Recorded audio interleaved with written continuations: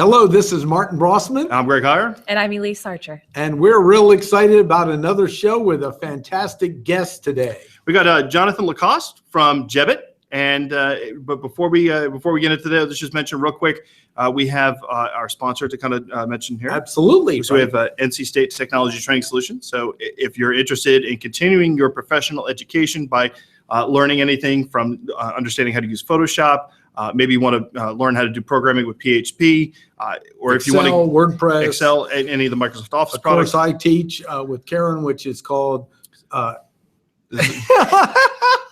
social media for managers. That's funny. Yeah, and then our linking to sales class as well. That's right. So if you want to learn about social selling with LinkedIn and you want a classroom environment to come on out and register next. Our next class is in February. And we actually had a great group for our December class. Real power. Definitely looking forward to that. So to learn more about NC State Technology Training Solutions. Martin's on a ball today. So, NC State Technology Training Solutions, head out to linkingintosales.com/NCSUTTS, and we will redirect you to where you need to go. Anyways. Fantastic. All right. So let's talk with Jonathan here. Jonathan is from Jebbit. He's the President and Chief Operating Officer over there at Jebbit, which is a marketing solution for B2B and B2C solutions, or B2B customers. And basically, he helps with PostClick advertising and PostClick marketing to help these companies kind of drive engagement with the prospects and folks that are checking them out. He's actually done a ton of speaking as well all around the circuit. So check out the show notes at some of the places where he has spoken at, and actually got my attention when we started having a Twitter exchange and started having a nice little conversation about what he does. I thought it'd be really interesting to have him come on to the show and kind of talk about what he's doing to help not only marketing, but also to help support sales professionals with data, right? So welcome. Welcome, everyone. Thanks for having me today. Glad to be here. Very good. So glad to have you out here. So why don't you go ahead and tell us a little bit about yourself? Definitely tell us about how how you ended up on the Forbes list as well. We got to hear that, and then tell us a little bit about yourself and Jebbit. Yeah, absolutely. I'll give you the fun background story. So I grew up in the Midwest in Ohio. I went to school at Boston College as an undergrad, and on my first day of school, not kidding, I met my co-founder, Tom Coburn. Tom was a few years older than me as an undergrad. And before you knew it, we started kind of bouncing ideas back and forth off of each other. And one of the first ones we had was Jebbit. The story behind it is actually pretty interesting. As college students, we were in a dorm room watching a Hulu TV show. And our first instinct when those ads came up was to completely ignore it by opening up a new tab and going to Facebook. Basically, what we realized is that we're not the only ones that do that. And I can tell all three of you are nodding. So we've probably all ignored those ads before, right? So fast forward a few years, that was the idea. We started building out some products that we thought could solve that. And we were lucky enough while we were in school to capture the attention of some other entrepreneurs that had been in the space and thought that what we were working on was interesting. So in 2011, we ended up winning the competition, the business plan competition on campus.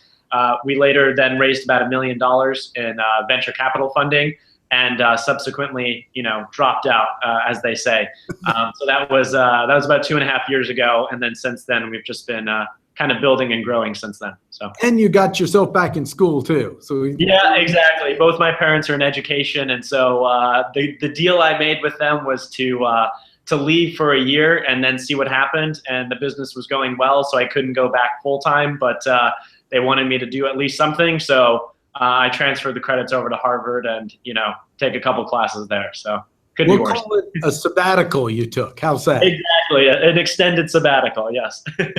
One of your quotes I love is value-based exchange.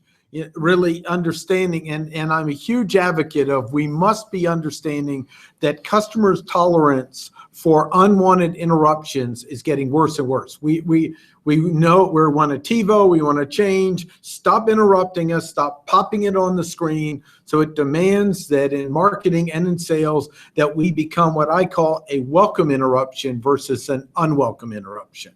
And absolutely. I think that's something you're very aligned with. Is that right?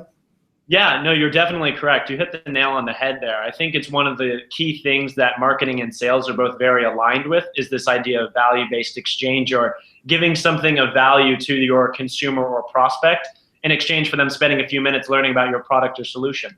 So from a marketing standpoint, people have been ungating white papers and trying to put up interesting videos and podcasts for prospects to engage with. But from a sales perspective, I think the whole concept of social selling is really around this idea of offering content or knowledge of value to potential customers, right? And trying to use that to attract an audience. So yeah, you couldn't be more right. I think the way that we sell is, has been changing and will continue to evolve in that manner. I agree. I think we're definitely seeing enough stats come out there telling us the significance of that content, and then to help with navigating, help buyers kind of navigate the buying process, but also helping salespeople nudge people along that route that eventually, well, at least hopefully leads to a particular purchase. So why don't you go ahead and give us a little bit of a background on Jebbit and what you guys do there to help B2C or B2B brands through the sales cycle. Through that sales cycle, yeah. And the buyer's journey.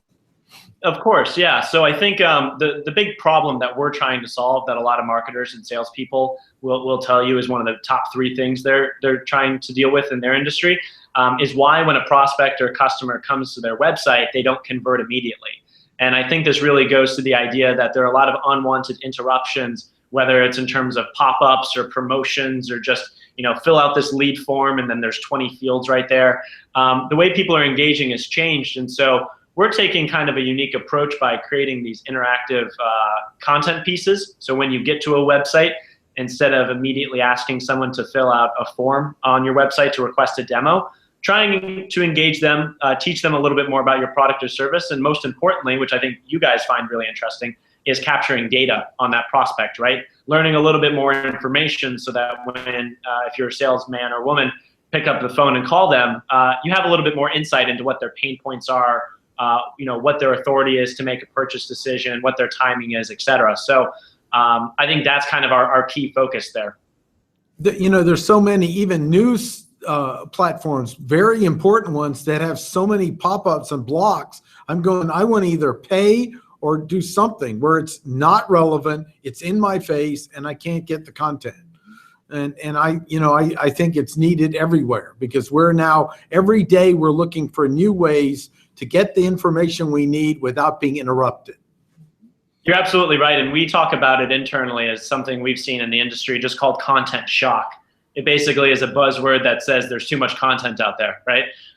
The rate at which people are spending time online has obviously increased dramatically the past 10 years, but the rate at which people and brands have created content has gone up even quicker. And so it's very important as a salesperson or as a marketer that when you finally get the attention or the eyeballs of that customer or decision maker on your content, that you allow them to kind of understand your solution very quickly, very decisively, capture the data you need off of them, because most likely you won't have more than 30 seconds of their time.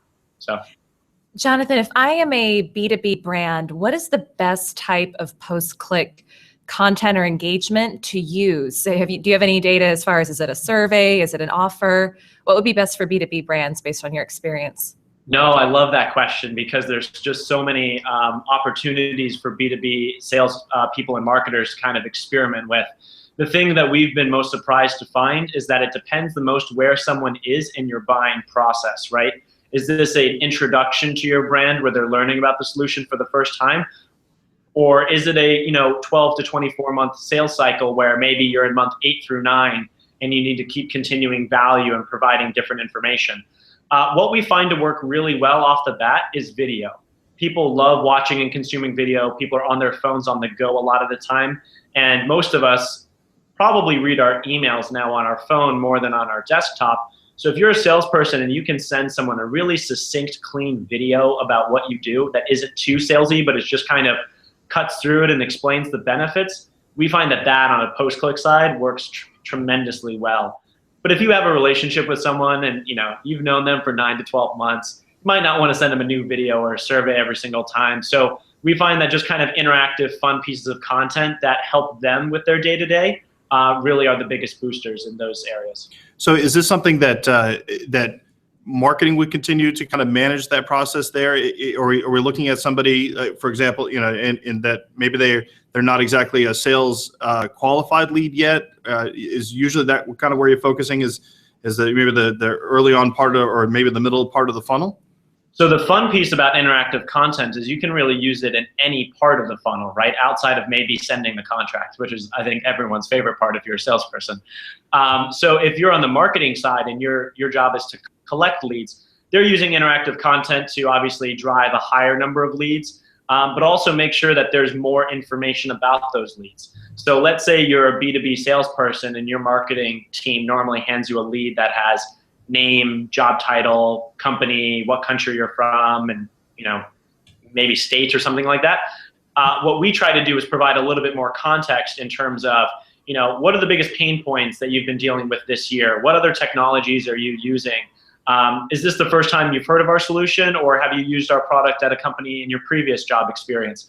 And so just providing a little bit more context, so when that salesperson reaches out or sends an email, it's a little bit more warm and familiar, right? But at the same time, if you're a salesperson, I think one of the best ways to use these interactive pieces of content is in your social selling strategy, right? So as you're continuing to nurture and grow an audience, whether it's through Twitter, LinkedIn, maybe even Facebook, just posting kind of these really neat pieces of content is going to organically drive interest in not only what you are doing, but in what your company is doing. And we find that that's really a great way to kind of attract interest and attention outside of your traditional sales activities. Very cool. So basically, these are kind of like, to reference what you were saying on your website, is that these are identifying micro moments within the buyer's journey. Is that right? Absolutely. Yeah, there are different micro moments. Some are buying moments, some are research moments, some are, we call them on the fence moments, where people have expressed interest and now's the time to make the push to try and get them to convert. And as you had just asked about what the best type of content is, there's a different content and different strategy depending on where someone is in their journey. Very interesting. Very interesting. And we've actually we've talked with a number of folks that talk about identifying the right piece of content to use during that buying process. It's good to hear that there are different options that kind of fit different needs out there in the market that can provide sales the information that they need in order to move the buying process along. Now, the data that's collected obviously is collected into your application, but does it integrate into other platforms as well? Yeah, definitely. Because I think, as you guys know, we live in a world where you need to have data at your fingertips now. And if someone has to log into your solution on a separate dashboard, it's just that one extra step that doesn't make it as easy. So we integrate into CRMs like Salesforce. So if you're logging in, you can kind of see a customer profile being built out there. We also integrate on the marketing side, though, with Eloqua or Marketo or some of those email providers that your prospects might actually be receiving email updates from your marketing team through these platforms. And so our data kind of syncs in with those systems as well. What are some of the things that you've learned that you didn't expect when you got into this in the buyer's journey? I'd love to hear, like, I didn't really realize this until I started seeing the data come in.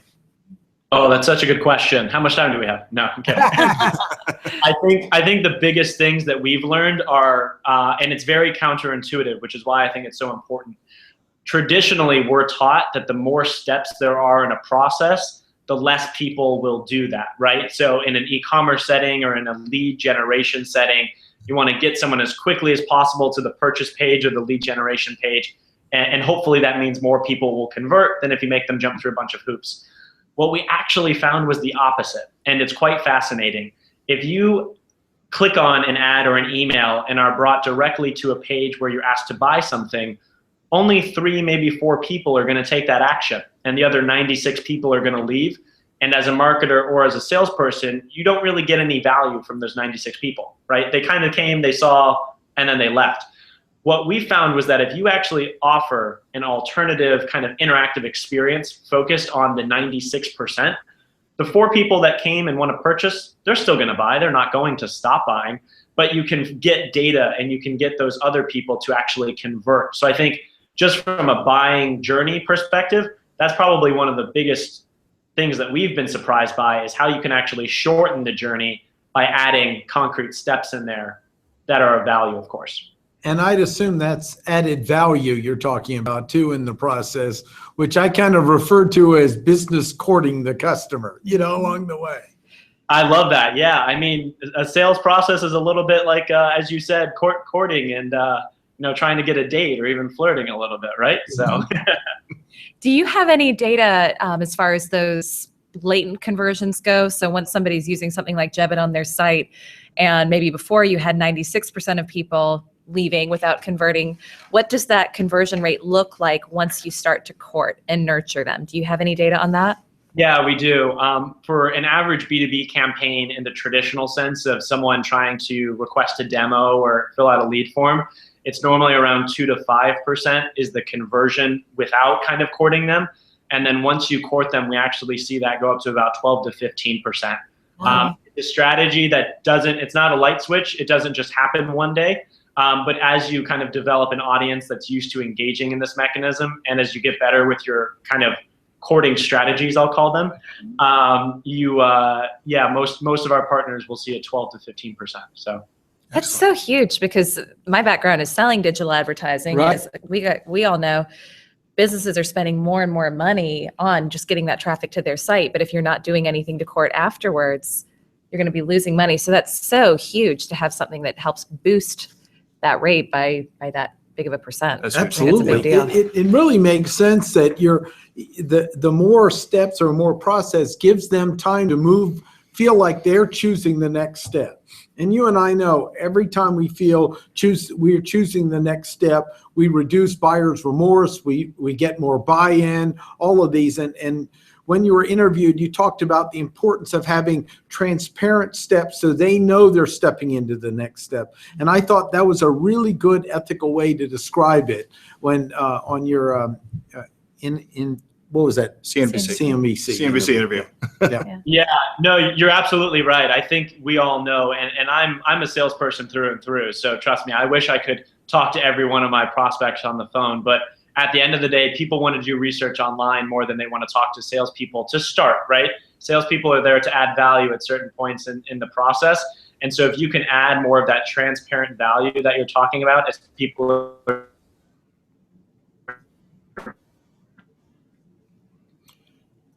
Hang on. Hold on, we got a little technical dropout here. So let's own research, but also sell them by. Could you just repeat Hold that? it. We're having some technical dropout. 1 second. All right. Can you hear us? Wait.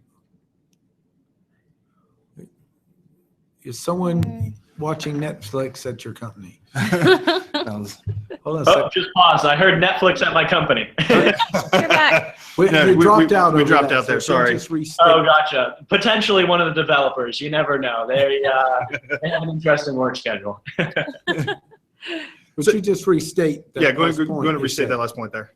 Yeah, absolutely. So I think we were talking about transparency and the value as part of the buyer's journey. Yep.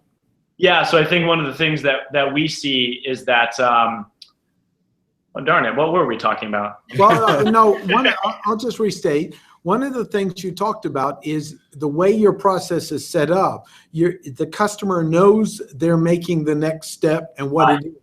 So you aren't like getting data or hooking them into something to the degree they don't feel like they're choosing the next step. And I think that's a wonderfully ethical system, because the audience is getting more suspicious. They aren't willing to give more information. They want more value before they give information. Absolutely. Yeah, I think there's kind of two key points to what you just mentioned. One is people want to do research on their own. So they would prefer to browse online and explore and understand and educate themselves first before picking up the phone and talking to a salesperson.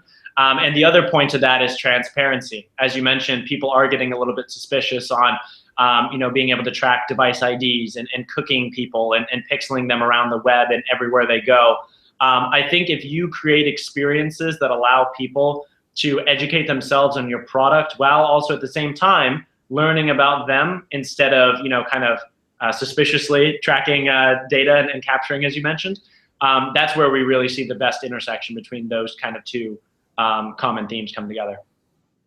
Awesome. So let's go back for a second to the data that's being integrated into the CRM, into a marketing automation platform, with sales development reps in particular, right? So they have they have a tendency to be usually scripted, right? They have a script they call into, they get a qualified lead or something like that comes over from marketing. They call in, they pull up a script, they kind of regurgitate whatever's on the script. Sometimes SDRs, they just get really comfortable with saying the same thing over and over and over again. And they fail to actually look at the data that's being collected by marketing to create a contextual conversation. Have you seen any of your customers actually take your product and say, hey, listen, SDR or salesperson, we have this great data here. You can create a better experience. We have. I think we've seen it on two sides. So the first part of what you said was really important about creating a more contextual conversation. So there's a big difference in the confidence of an SDR if they're going in only with kind of this limited information on paper about what you do, versus if they have a glimpse into kind of what persona or personality they're going to be speaking with, kind of what their pain points are that they can connect on, as opposed to coming in and trying to hard sell or ask those tough questions immediately. So I think that's the data piece of it, and getting it into the hands of the sales reps is always something vital marketing has to do. But then on the other side, yeah, there's absolutely, I think, even just thinking internally about our strategy here at Jebbit, we have SDRs that are reaching out to companies all the time. And you're right, they would prefer kind of a scripted, templated method because it's easier. But the more reps are the ones that can create those personalized messaging based on either their own social research. I think that's the best indicator that we've found. So as opposed to going to the company's website, looking up this person's LinkedIn profile, looking up on Twitter what they're tweeting about and the topics that they really care about. And if you can create any type of emotional or personal connection there, even if it's not immediately related to your product, we find that you build a lot of credibility that goes a long way in the sales cycle. Very good. Very good. So you guys, go ahead. I was curious about the Forbes list. Oh, yeah, no, all right. Well, let's switch gears a little bit. Let's switch gears. Well, so go ahead. Let's talk about the Forbes list for a second. You were on the Forbes list. Was it top 20 top 30 under 30? Yeah, 30. Yep. Not 20 under 20, right? No, that'd be weird. But there was another. No, actually, that'd be pretty awesome. But there was another list that you were on as well. What was there was a 25 under 25 or? Yeah, so my co-founder and I have both been lucky to be on. We're based in Boston, Massachusetts. So the Boston Globe, the main newspaper up here, put up a 25 under 25 a few years ago, and so we were on that. And as you mentioned, this past year we were lucky enough to be on the Forbes 30 under 30, and we were the two youngest guys on the list, bringing up the bottom of the chain there. So have to represent the millennial class well, I guess. So. Yeah, and you have to say hi to my cousin. She's in Boston. I'd love to come up. Maybe we'll have coffee and get to visit her. Yeah, absolutely. Welcome anytime. Very good. Has that changed anything for you since being on that list? I'm assuming there's more opportunities opening up. Have you noticed a difference in your business and how you're being approached? Yeah. It's a question I get a lot, and at first when we first got on the list, I didn't think it was a big difference, truthfully. But what we're finding is that it really brings the credibility of the company to a new level, right? Beforehand, we had a successful product and a roster of successful clients, but being in our young 20s, we might not have always been taken seriously by our more senior colleagues. If anything, Forbes has just given a little bit of momentum to what we're doing, and maybe give us a little bit of an extra break when we walk into a room with a senior executive and they say, maybe these guys, are onto something cool. So, yeah. I have one question about how do you manage communication and information there? Because we found a number of people who use tools like Slack instead of email. Just curiosity and development and management in the background has gotten my interest. Yeah, internally here at Jebbit? Yeah. Yeah, I think there's always a new tool coming out, right? So we use Slack. Our sales reps prefer GChat. We have 5 or 6 different sales tools that we use.